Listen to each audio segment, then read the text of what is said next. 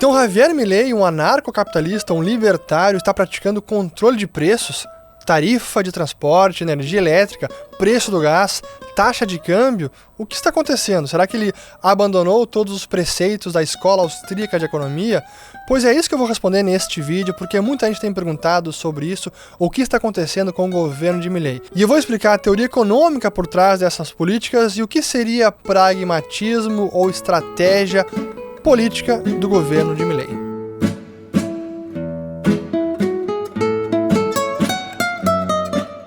Primeiro é preciso falar da taxa de câmbio na Argentina, porque o peso voltou a se desvalorizar. Olhando o dólar blue, que é a taxa de câmbio no mercado paralelo, voltou a ultrapassar 1.200 pesos por dólar e já tocou a máxima histórica de quase 1.300.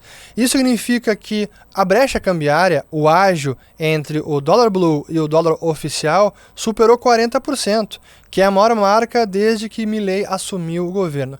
E o que explica esse movimento ou a deterioração da taxa de câmbio do peso?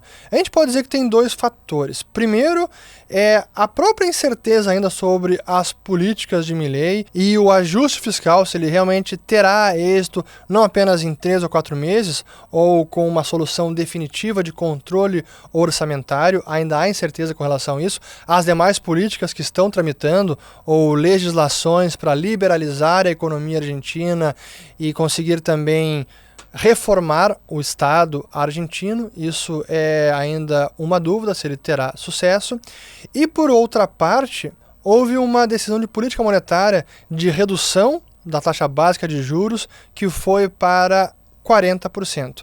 Era 80%, 70% e agora 40% a taxa básica definida pelo Banco Central da República Argentina, que é muito elevada, sem dúvida, mas considerando que a inflação lá está ainda muito alta, que não há uma estabilização completa, não houve ainda a reforma completa, nem fiscal nem monetária, deixou o mercado um pouco mais preocupado, porque com esse nível de juros caindo rapidamente, trouxe um pouco mais de desconfiança e ajudou a desvalorizar o peso argentino nesses últimos dias. Agora a pergunta que muitos têm feito: o libertário Milei está tabelando preços? É isso mesmo? O que aconteceu nessas últimas semanas?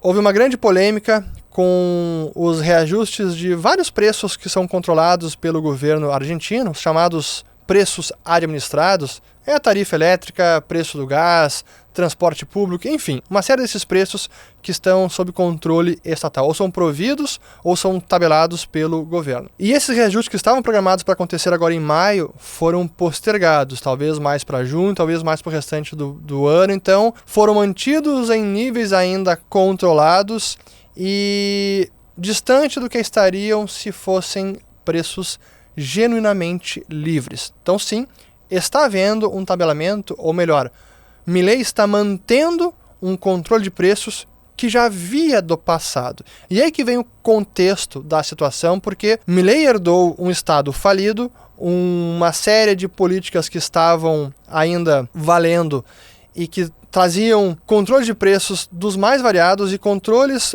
em níveis completamente irreais. Tarifa de transporte era centavos ou fração de centavos de dólar, por exemplo, a tarifa de trem na Argentina, em Buenos Aires.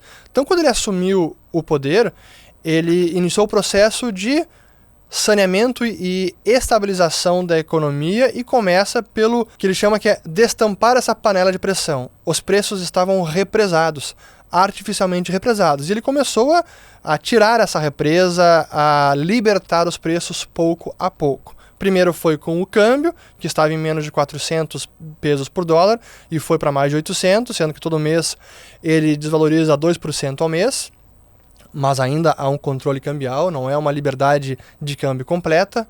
Assim como reajustou as tarifas de transporte e várias outras, e havia reajustes programados ao longo do ano, então ainda há controle e ele os mantém. Aí quais são as críticas dos libertários? E são críticas corretas que eu também faço.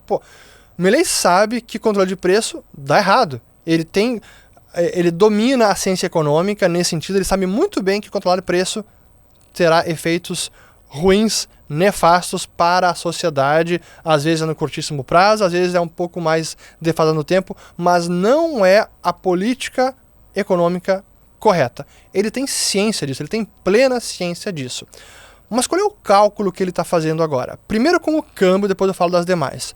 Com relação ao câmbio, foi um ajuste forte ali em dezembro, tanto é que a inflação acabou disparando em dezembro, em janeiro, fevereiro começou a estabilizar e cair, em abril foi 8,8%, foi a menor em 5 meses, mas ele sabia que a desvalorização do câmbio, ou o reconhecimento de uma taxa de câmbio real, geraria essa inflação logo nos primeiros meses.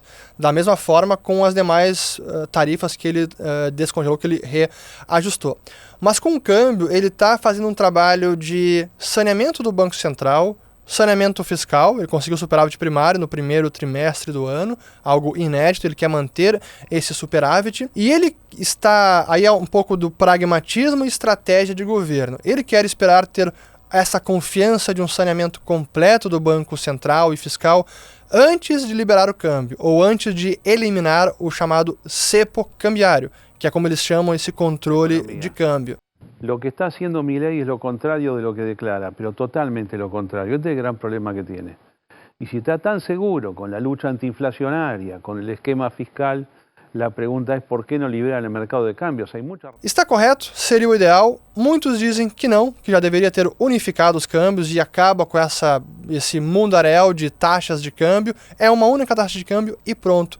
Eu defendo essa política. Eu sou a favor de eliminar o cepo, assim como tenho vários amigos economistas libertários que apoiam o Milei e que discordam dessa manutenção de controle cambial ainda agora. Para mim, Milei está errando nisso? Sim. Está errando, eu entendo o pragmatismo dele, mas acho que está errando. Agora, vamos para a parte das tarifas de preços ou preços administrados. Esses primeiros reajustes também impactaram muito a taxa de inflação. E qual é o pragmatismo político e qual é a leitura que ele está fazendo agora? Talvez seja algo de estratégia.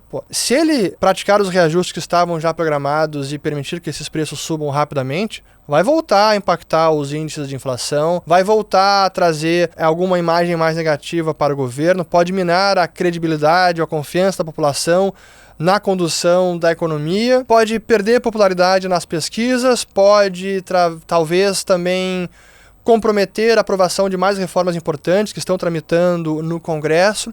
Então, esse é o jogo político, esse é o pragmatismo que eu digo que ele agora está praticando. É o ideal? Olha, eu acho que não. Vai continuar represando preços, vai trazer consequências ruins para a economia, porque ele vai ter que libertar esses preços em algum momento. Então, não acho que é o correto. E eu explico e consigo entender o que possivelmente esteja passando pela sua cabeça, e de alguns de seus ministros. O Luiz Caputo, ministro da Economia, não é um libertário. Então, certamente, por isso que eu digo, o jogo da política é muito mais difícil. Então, mesmo que ele saiba que controlar preços é errado, agora, pelo seu programa político, pelas pesquisas, pelas pressões que tem de aliados, ele entende que não é o melhor nesse momento. Discordo? Sim, discordo. Mas não nos enganemos. Ainda assim, é menos pior do que aqueles governos que defendem controle de preços com convicção, achando que isso vai resolver o problema. Isso o Milei tem certeza que não vai resolver. Ele acaba mantendo esses controles com muito pesar, e não porque acredita que essa é a política correta no longo prazo. Certamente não é. Vou deixar para vocês aqui mais 2 vídeos sobre o governo Milei, o que está acontecendo na Argentina. Se inscrevam no canal, ative o sininho, compartilhem, deem o joinha também. Quem não é membro ainda, torne-se membro, tem um botão aqui embaixo, você terá acesso imediato a todo o nosso acervo de conteúdo, que tem mais de 150 vídeos que são exclusivos aos membros sobre história financeira, investimentos, alguns temas contemporâneos e sempre com muita profundidade, que eu tenho certeza que você vai gostar e vai acabar maratonando. Então, espero ter gostado e volto no próximo. Valeu!